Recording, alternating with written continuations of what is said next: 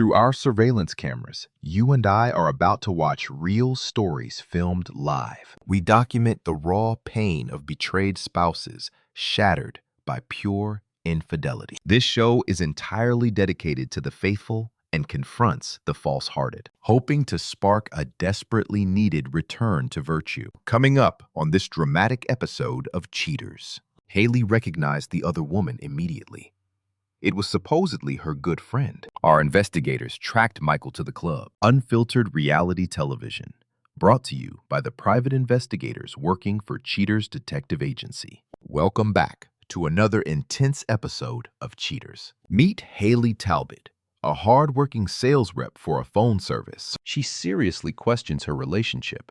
Thanks to some sudden shifts in her boyfriend's schedule, Haley reached out and desperately asked Cheaters for help. She told us she had been dating Mike for almost 2 years, and those years were simply, up until just recently, things between them were absolutely amazing. He was always planning fun things for them to do. She admitted they have a noticeable age gap. There was a solid 14 years between the couple. Haley always preferred dating older men, so she never thought the years would be an issue. Lately, however, she wasn't sure if their age difference was suddenly creating a massive romantic divide. Without a doubt, something major had shifted in Mike. Meet Michael Bowers, 37. He is a local comedian accused of treating his romance like a joke. Armed with Haley's intelligence on his schedule, the Cheaters team immediately deployed to the suspect's house. A short time later, our agents spotted Michael leaving his front door. The oblivious comedian drove straight to a comedy club. Bowers greeted a mystery woman with an overly intimate hug. They slipped inside.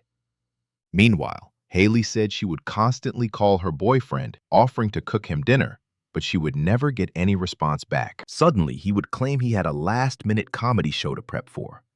Excuses piled up. It genuinely felt like he had zero desire to spend time with her anymore, no matter how far she went out of her way to carve out an hour for him. Michael never had a single minute to talk, let alone spend quality time together. Later that night, the suspect and his mysterious new companion exited the building. Bowers slid straight into his car. Our team stayed glued to the suspected cheater as he drove across town. Let's watch as Bowers returns home, ending tonight's surveillance run. The harsh possibility that Mike was actually cheating on her hit hard, especially after her past trauma. After endless heartbreak with previous men, Michael had completely promised he would never hurt her. He promised her kids, and he even promised marriage. Now Haley was left totally alone, trying to uncover how he spent his free time. She felt that if he truly wanted someone else, he desperately needed to tell her. As a grown man, he owed her the basic respect of confessing his new desires. She just wanted the truth to move on and find someone who wouldn't play with her heart. Our Cheaters investigators persisted with the stakeout. Stick with me. The suspect is leaving home under our team's relentless gaze. You and I are about to watch the comedian cruise into the city's red light district. He pulls up outside a local strip joint. Moments later, the previous surveillance target appears. She is identified as Queen Shaquana Thomas. She approaches Bowers, and the two stroll inside together. Hours pass before the suspect and his date finally stumble outside. Bowers walks the woman over to the parking lot. The comic smoothly swings open his back car door. Thomas slips inside, and Bowers follows for some backseat action. They eventually crawl out, with a flustered Bowers desperately struggling to zip his pants. Thomas pulls the suspect in for a cozy goodbye kiss. He drives off completely unaware the cameras are trailing. The two-timer heads back home to sleep off the night. Sticking with the stakeout, the investigators catch suspect Bowers leaving his house again. The comedian makes a beeline for a burger joint. He steps into the diner all by himself. But soon enough, Thomas's familiar car pulls up. She struts into the same restaurant. Inside, Bowers happily greets his secret date near the counter. The sneaky pair grab a booth to eat. Let's watch as they finish their junk food and head straight back out to the parking lot. To everyone's surprise, they drive off in tandem. The undercover team stays right on their tails. Thomas trails right behind Bowers, heading to the comedian's house. The guilty couple happily sneaks inside the suspect's private residence. Hours later, Detectives catch Thomas creeping out of the house. With the evidence locked down, the team prepares a heartbreaking tape for Haley. Coming up next, the dramatic confrontation. You and I saw him prove he's completely unfaithful. The investigators set up a meeting to show Haley the dirty truth, desperate for real answers. Haley bravely agrees to meet up. Haley, the very first thing I want to say is thank you so much for coming tonight. I just have to warn you right now, some of the footage you are about to see might hurt. It is going to bring up some really painful emotions. Haley says she is ready. I just want to prepare you. She insists she is ready. She really needs to know. Haley, on this specific day, we were outside Mike's place. That is when Mike walks right downstairs, hops into his car, and immediately drives off. The detectives stay right behind Mike. He drives for a long while. A few moments later, he pulls into this strip club. Pause it right there. A female is waiting, parking right next to his car. Do you recognize her? Yeah? Haley nods. That is Queen. You know her. Yes, she was supposed to be my friend. They head inside. They enjoyed themselves and walked out together. Let's pause the tape right here. Haley confirmed it. That was Queen, and that was her cheating boyfriend, Mike. The footage continued. On screen, Mike headed to the back of his vehicle, then escorted her to the passenger side. The camera caught them spending a full hour together in the back of that parked car. Afterward, he was seen adjusting his pants, while the other woman kissed him goodbye. She grabbed his neck. Then he climbed into his car and she got into hers. Mike drove away. Mike returned home. Now let's look at one final day of evidence together before we wrap this up. The team promised Haley they would help her get through this crushing nightmare. They reassured her that she was not facing this painful betrayal alone. Haley braced herself for more. The next day of the cheating investigation began right outside Mike's house. Mike emerged chatting on a phone call while sliding into his driver's seat. That was when they watched him leave. The detectives trailed closely behind as he pulled into a local fast food joint. He parked his car. He walked inside. Moments later, that exact same woman from before strolled into the restaurant. She quickly joined Mike. The two ordered their food and sat close together at a small table while the pair shared this intimate meal. Mike received a call. The surveillance team captured the actual audio from that conversation. The host pointed out that Haley was the caller, asking her to listen closely to the recording. Hello. Hey, babe. What is up? Oh, I am on my way to your show real quick. What are you doing? Nothing. I'm cooking dinner. Are you coming by? You know I got a little show. But, I do not know if I can make it, tonight. But I definitely want to see you real soon. Maybe come by tomorrow. Cook something else. Oh, most definitely, yeah. We will get together tomorrow. You know I will bring you some flowers or something like that. You know how I do. All right, babe. Love you. All right. Love you too. Bye. All right, bye-bye. The host emphasized that Mike had flat out lied while Haley was home cooking dinner. Haley was stuck cooking dinner while he was out with his mistress. After the two finished eating, detectives saw them exit with soft drinks in hand. Then Mike pulled away in his own vehicle. The mistress followed him straight home. Cameras recorded the two of them walking upstairs together. According to the private investigators, she spent several hours inside his home. She later emerged casually fixing her hair. She climbed into her vehicle and drove away from the residence entirely. At that point, the crew prepared to hit the road and called their lead detective on the case. They secured his location. The host finally asked Haley if she was ready to confront Mike. Let's watch this unfold. The investigator took his notes. He was ready. They needed to move, the detective answered. He asked for a quick status update. The surveillance team followed Michael to a strip club. A woman named Queen greeted him. The crew confirmed they were on their way, estimating they were maybe 6 or 7 minutes away. Tensions finally boiled over. She demanded to know what he was doing there. Mike deflected, swearing he wasn't doing anything wrong that night. She didn't care, screaming that they were supposed to be close friends. Queen fired back, confirming they used to be friends. The girlfriend paused, demanding to know who this woman was. It was Queen. She demanded to know why Mike was with her. Mike called her a friend. His girlfriend asked if they slept together. Mike defensively denied it. Security quickly stepped in, ordering everyone to take it outside. The bouncers repeatedly yelled at them to exit the building. They were pushed outside, while Mike weakly protested the situation. She asked if Mike really wanted this. She demanded he step outside and talk. The host urged them completely outside. The chaotic conclusion was next. As a recap, they tracked Michael to the club. She insisted he talk to her outside. You and I are wondering why he would cheat on his girlfriend. Mike deflected the question, acting utterly confused about what was happening. The host reminded him they had been together 2 years. He pushed harder, asking if Mike seriously had absolutely nothing to say to the woman he had spent the last 2 years with. Mike snapped at Queen, claiming she had absolutely no right to be there. The two women instantly started arguing over who actually belonged right there.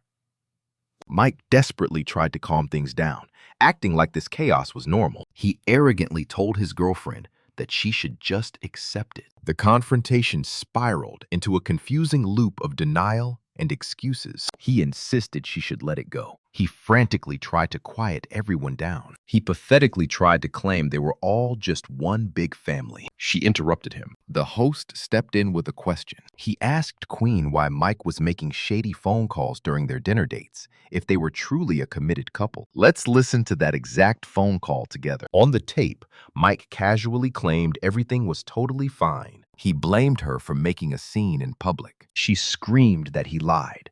Furious, he said he loved the other woman. She kept repeating that he said it to absolutely everybody. The mistress claimed he was just a comedian. The shouting continued as she ordered him back, yelling at him not to walk away.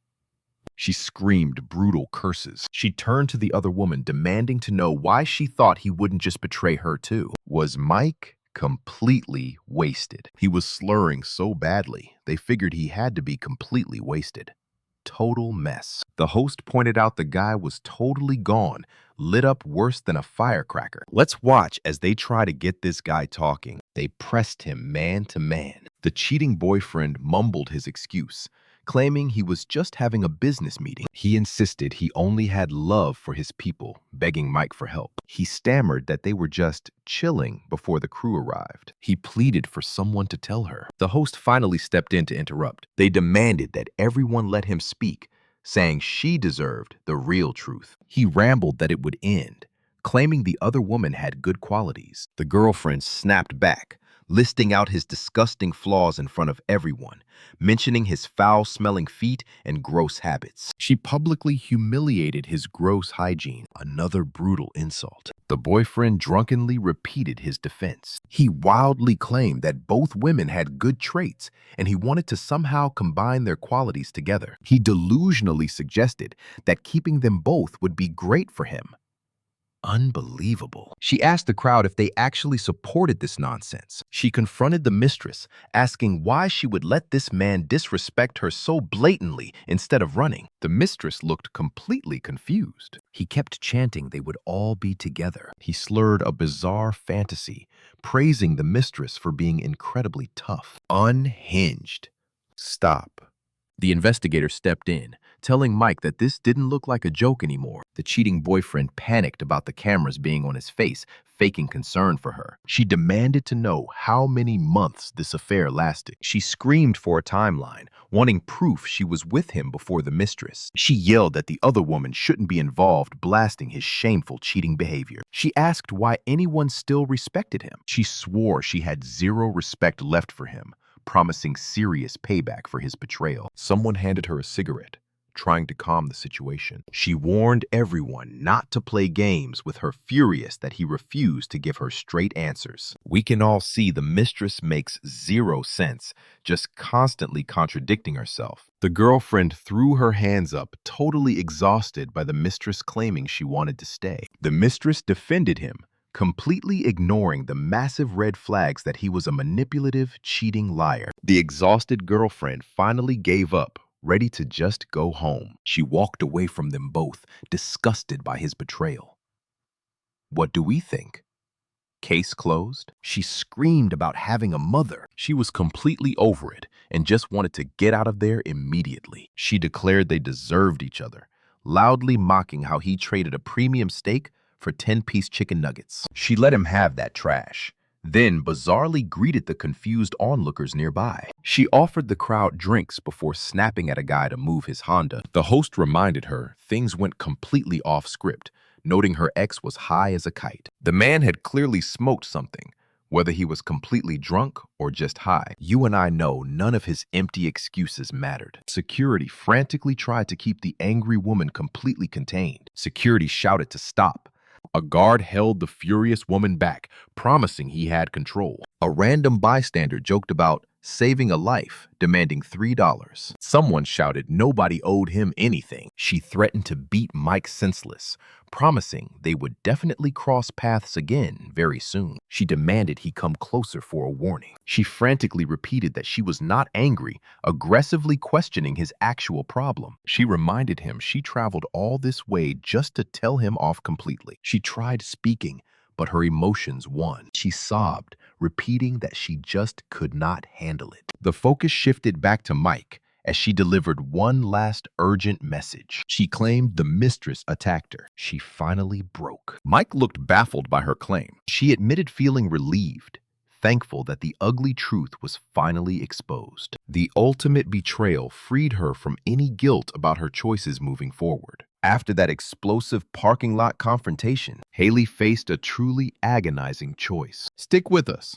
Later on, we will see exactly what path she chooses. But first, we revisit former client Tobin Burke. He returned to the studio to unpack the terrifying night he caught his girlfriend and found himself facing a loaded revolver right on national television. Tobin explained that after watching the surveillance tapes and heading over to his house, he was fully aware the other man might be inside. Hesitating, remembering, he admitted having no idea how he would handle the situation, though he strongly suspected that he would completely lose his mind just seeing them together in his own space, inside his very own home. Sighing, he felt slightly relieved they were only on the couch and not in the actual bedroom. But regardless of the room, it was still an absolute betrayal. Seeing them sitting there intimately snuggled up on his furniture was completely devastating. They were casually watching a movie, and Tobin simply exploded with anger. He lost all rational control,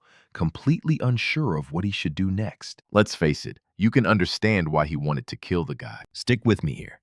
She wanted him to feel her pain. He yelled, "What is going on? Who are you?" "I apologize, but what are you doing here?" The host quickly stepped right in. He revealed her boyfriend knew she was cheating on him. What exactly was happening here? The host added, "You have another man inside the house you share with him." He screamed, "I will destroy you. What are you doing?" He honestly had no idea if this cheating scandal was caused by their failing relationship, or if it was just meeting this terrible guy and his toxic influence over her. But the real shock came when she completely vanished. She came back wielding the pistol from the surveillance footage, pointing it straight at them like she was going to shoot. In past conversations, she had always sworn she would never even pick up a gun. She never even wanted a single firearm inside their house. She refused to let him own one anywhere near the property. So for her to completely flip, hide a pistol in the house secretly, and pull it on them like a maniac ready to shoot, he was totally stunned. She was clearly not the same person he met. Suddenly, someone yelled, "Hey, she has a weapon, go!" What? Go, go, go, go. Everyone yelled to go. They shouted, "Out, out, out. Get out right now," she screamed. She yelled that she was done with this, demanding everyone get out of her house immediately. The other man complained, asking to stay because the whole situation was absolutely ridiculous. She screamed that she could not deal with it, demanding they get the hell out. You and I know that after that crazy confrontation ended, when Liz pulled the gun and aggressively kicked everyone out of the house, she actually sent him a text message right out of the blue. Early the very next afternoon, she texted that all his stuff was in the yard. When he finally arrived, he saw that a lot of it was completely smashed. She literally chucked his belongings out the front door. He had to move back in with his mother for a bit, but eventually, he met a brand new girl that he could actually trust completely. And thankfully, Things are finally starting to smooth out for him. As incredibly painful as the whole breakup was, looking back, his life is so much better now than it ever was with her. It took some time, but he ultimately realized that all of this chaotic relationship drama truly happened for a reason. He is just glad he finally escaped her. Meanwhile, having cut off all contact with her own suspect, Haley begins life alone. Haley stressed to the cheater's crew. She said it is incredibly hard to accept what happened and finally move on. But she has moved on, claiming the other woman could keep that dirty. Backstabbing. No good. Loser. Unfortunately, the rest of Haley's explicit statements cannot be repeated. They are simply not fit for any television broadcast. What do we think? Suspect Michael Bowers expressed minimal remorse, but he just kept making jokes about the confrontation. In a pathetic attempt to dodge blame for his affair, Bauer continues seeing his mistress when the cheaters team pushed for more details. Thomas proudly declared, "I know he has other females, and he will always talk to them, but he always knows exactly who his number one bitch is." Now remember, if you do not get your television programming from Goldstein's, while we both just lose money.